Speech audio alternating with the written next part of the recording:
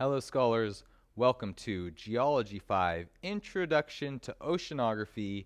Today our lecture will be on Understanding Science. Let's get going.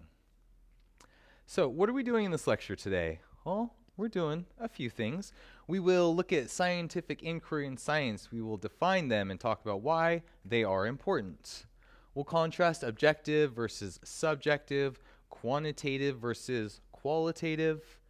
We'll look at what is pseudoscience and how does it compare to real science. We're going to explain the scientific method, go through the steps of the scientific method, and talk about the difference between a hypothesis and a theory.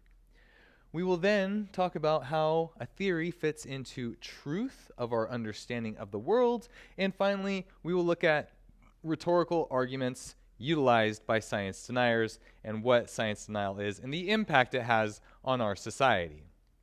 Let's get going. So, scientific inquiry. Inquiry. It's wondering what is going on. It is a form of problem solving and questioning that helps people come to a greater understanding of natural observable phenomena. It's based on assumptions. Assumption number one, natural phenomena is governed by physical processes, and these physical processes happen in a systematic and repeatable way.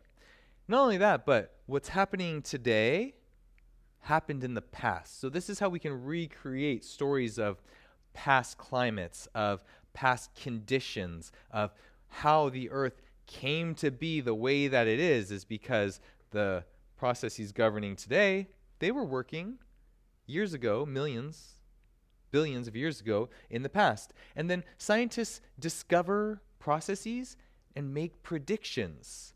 And we can use what we've learned, what we start to understand, to try and figure out how other things work.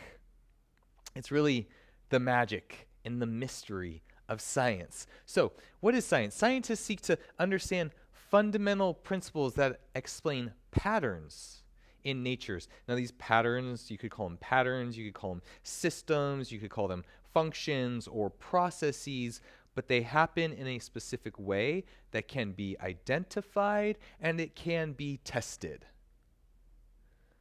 Science creates and evaluates knowledge without bias.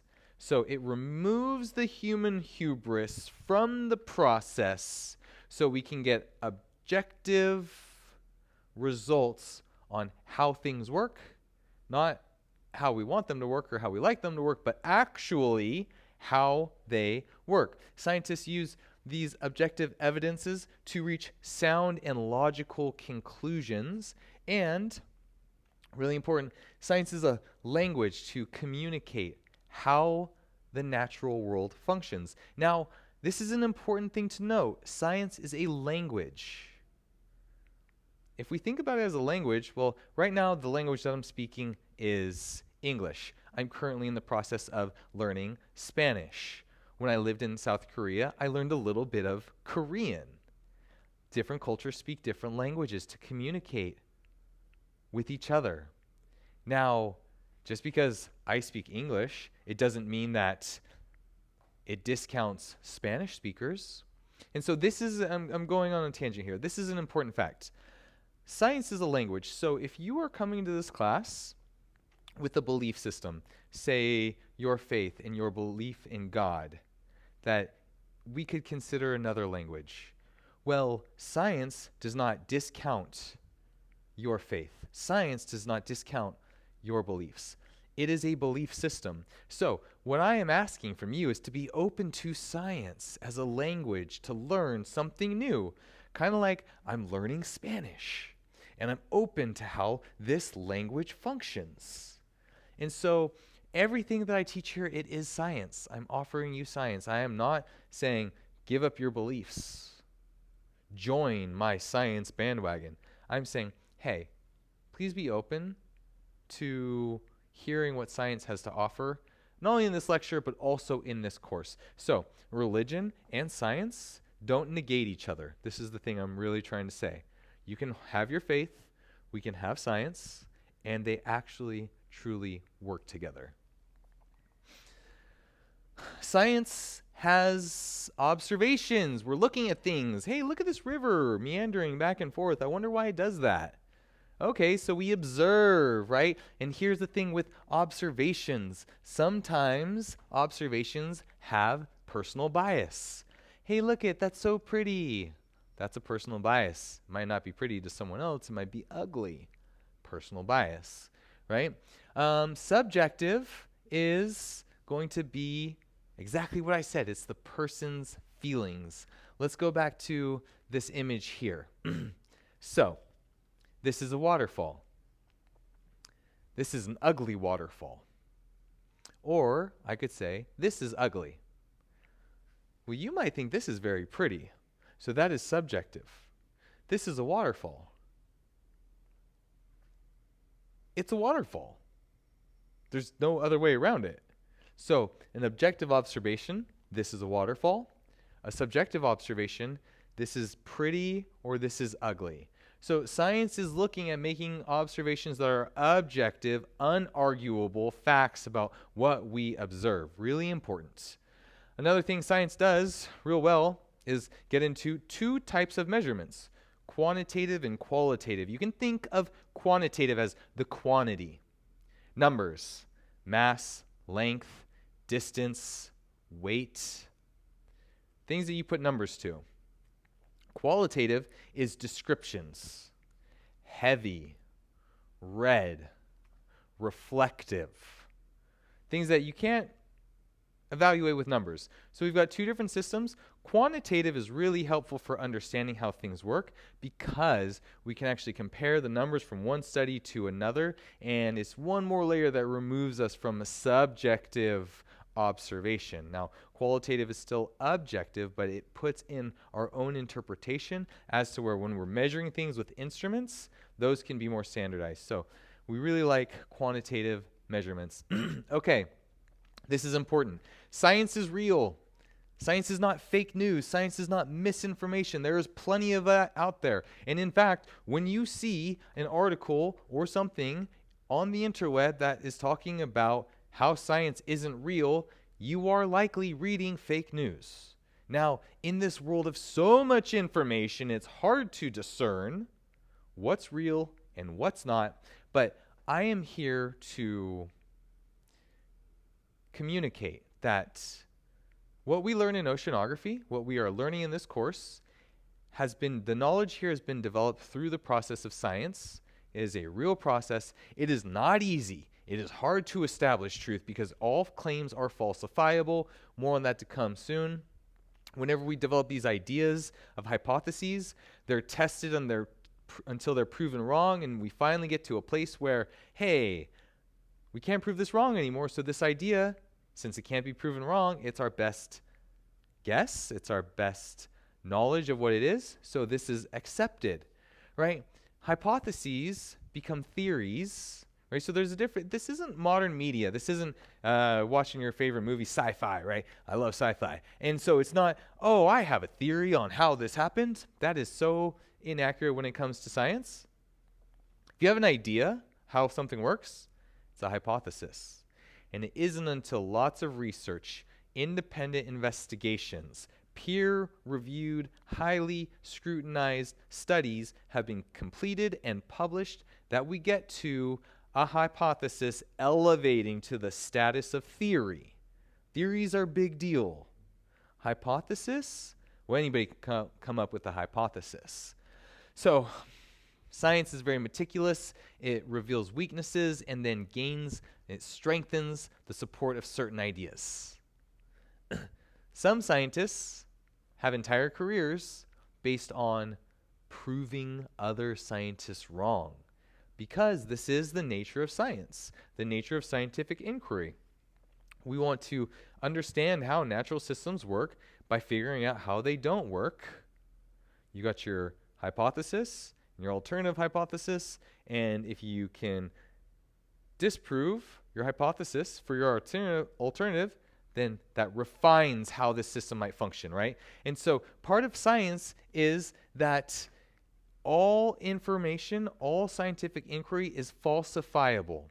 Now, this is the difference from pseudoscience, where you don't need falsifiability, right? So the example here is astrology versus astronomy. And right, this isn't to bash astrology. In fact, I like astrology.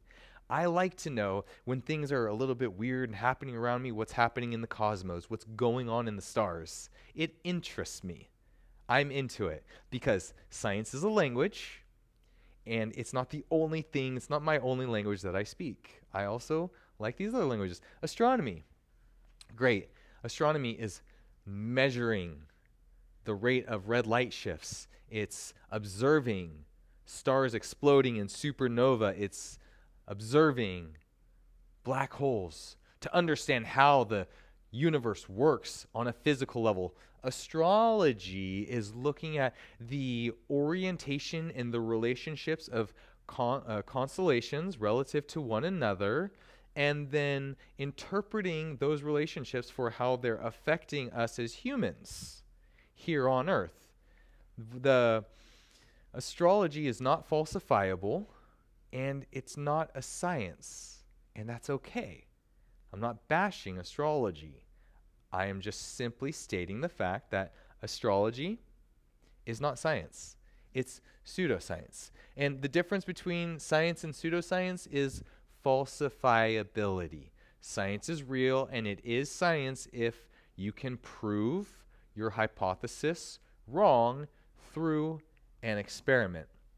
So, last thing, science is social. It's important for lots of researchers to work together, to share ideas, to use the science that's already been done to develop a new scientific project. We need peer-reviewed studies so the science is good, because not all science is good.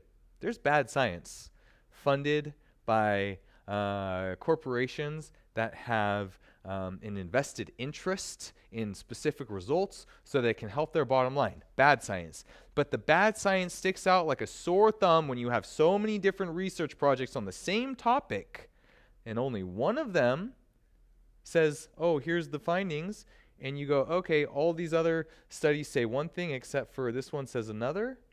Oh, what's the funding? Okay, bad science. Got it. But science is social. There's shared ideas, collaboration across disciplines, and really it's that diversity thing I was telling you about. When we get more diverse people with differing ideas into the idea pool, then we can really start to gain an understanding about how these natural systems actually work, and that is awesome. Okay. So let's dive into the scientific methods. So this has been around for a while, hundreds of years, and it's continually being refined, and it's a cyclical process. And it basically goes like this. Oh, look at this. This is interesting. How does that function? Making observations, asking questions, developing experiments, testing those ideas, and then refining your results or analyzing your results to refine your ideas. Either you disprove it because science is falsifiable, or you can't disprove it, and then you start new tests. So it's an iterative process, it's cyclical, and it never finishes. Let's go step by step. So identify a problem. Here's a really cool image. This is the Titus Canyon mega breccia. So question here, how did these big, huge chunks of rock get suspended in another type of rock? Well, we could look to the literature review and say that angular clasts usually happen from short deposition periods, and also these are limestone rocks, so starting to take some observations on the rock type. And limestone is easily eroded, forming caverns. This is likely the product of a cavern collapse at some time in the past. So, make an observation. What's a problem? What's a research question? Step 1, how did these get here?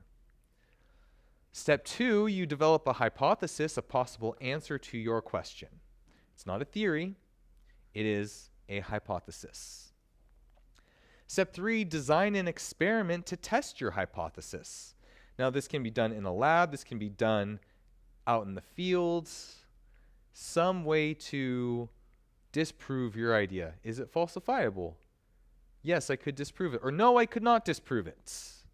Step 4, once you've done the experiment and you've analyzed your results and you're ready to share your ideas with the scientific community, you go into a peer-reviewed journal, producing a publication and allowing other scientists to replicate the things that you have done in order to try and disprove what you've done, or if they can, it further supports your idea. So the replication provides confirmation, more evidence to support the results of your experiment, to support your idea about how this works. So this is the scientific method. Ultimately, after a lot of research, after a lot of scrutiny, we get to the development of a theory. Like the theory of plate tectonics. There was this idea from Alfred Wegener in 1915, way ahead of his time. He said, I think that the continents have moved across the oceans to their current locations. And he also had lines of evidence to prove it.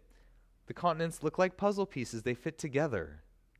Mountain ranges on opposite sides of the ocean have the same rocks. There's fossils on all continents of ferns that couldn't have traveled across the ocean. And there's evidence of glaciation in Africa and Australia. But other scientists said, okay, prove it. Well, he couldn't. He didn't have a mechanism. That mechanism is plate tectonics because of seafloor spreading in the ocean, which we will get to. It's a great topic. I love talking about it. But he had passed away in the 30s before the 50s when all of these ideas were actually, when the mechanism was actually out there. So science can take a long time to evolve, to have these ideas considered and elevated to the status of a theory. And this takes us to truth. So these theories aren't the absolute truth. In fact, science never produces absolute truth. Science is in support of, it's to the best of our knowledge, to the best of our ability, but not the absolute truth. And so, especially with things in the past, like the impact model for the dinosaur extinction, well, a few things happen there. We see dinosaur fossils disappear from the sedimentary record. We see a thin layer of iridium around the whole globe that corresponds to that same exact time period that can only be produced in high impact, high heat environments. And we see evidence of great floods that also could have taken out the dinosaurs. So a theory, different than a hypothesis, is a well-substantiated explanation of some aspect of the natural world. It's not easy to develop a theory. There's some big ones. Germ theory, the theory of evolution, the theory of plate tectonics. These things didn't come out of nowhere. It took a long time for people to believe that germs are what got people sick because you can't see them. They're microscopic. But now we know common pathogens are how we transmit diseases and get sick. Lots of evidence to support that. This is our prevailing theory. Everything's pointing that direction, but it's not the absolute. This is important. Science doesn't tell us the absolute. Science gives us our best possible explanation based on the evidence, because everything is falsifiable. Even something that we think we know for sure, new evidence could come out and change our ideas, proving what we know false. So, science denial is the act of purposely ignoring or dissenting from science for personal, social, or political gain. And it's real, it's rampant. There are science deniers out there who discredit science as not truthful, who say climate change doesn't exist, who came out and said smoking doesn't create lung cancer or contribute to lung cancer, which now we know with a fact, smoking does lead to lung cancer.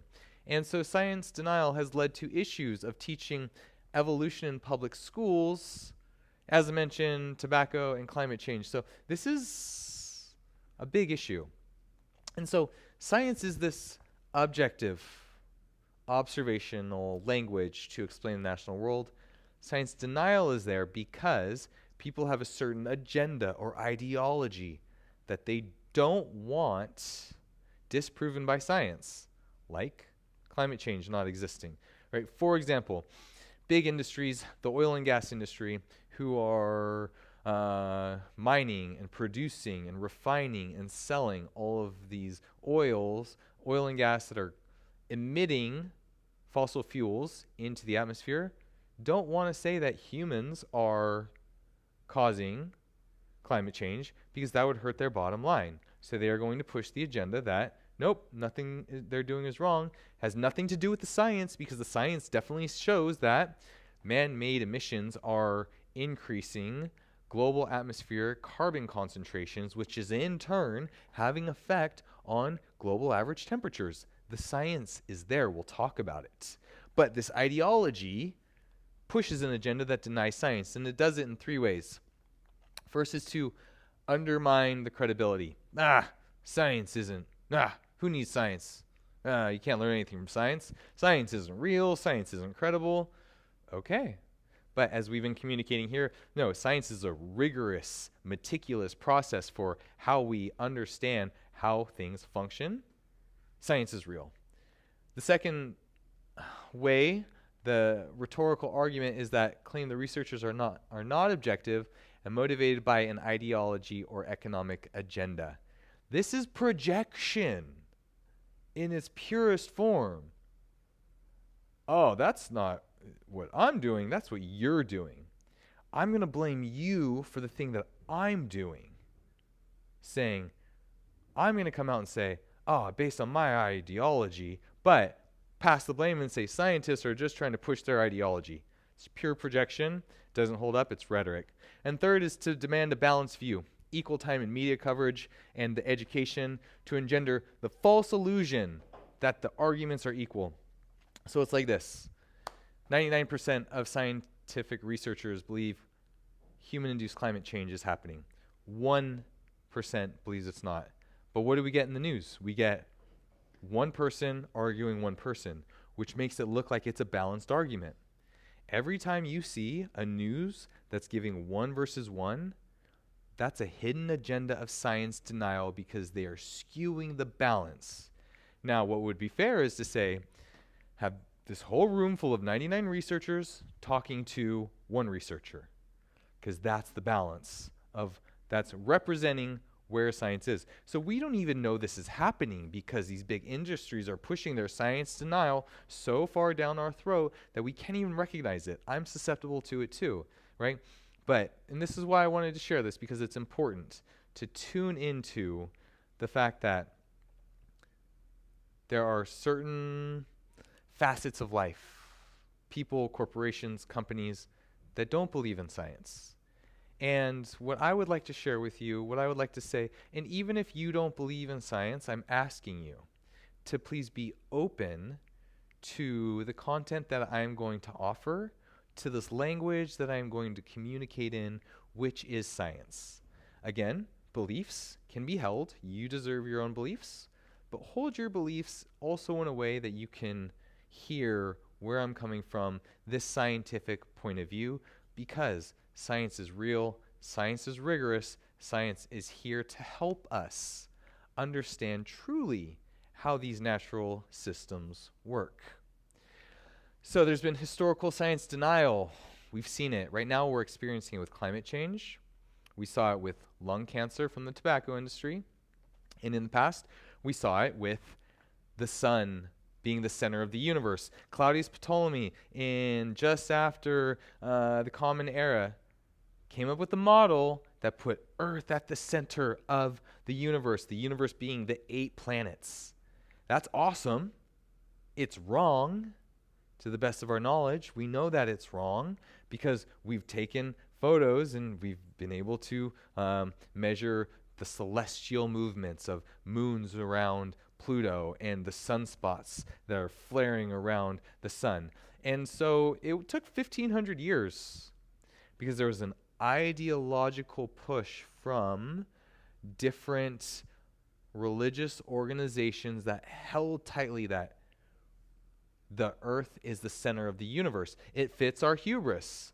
And also, if you go outside, you're like, hey, look at the sun spin around us. Hey, look at the stars spin around us.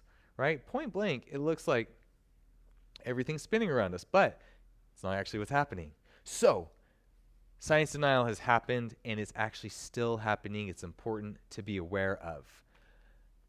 It's important to look at your sources of information because misinformation, fake news, bad science, it's all around us. Confirmation bias, you can get on the internet and you can find an article to support your views no matter what you believe in any direction. It's really wild. It's out there. It's called confirmation bias. Doing research is not finding an article that supports your ideologies. That's not research. That is confirmation bias. Research is using the scientific method that goes through the rigorous process of scrutiny and finding peer-reviewed journal publications. That is scientific research.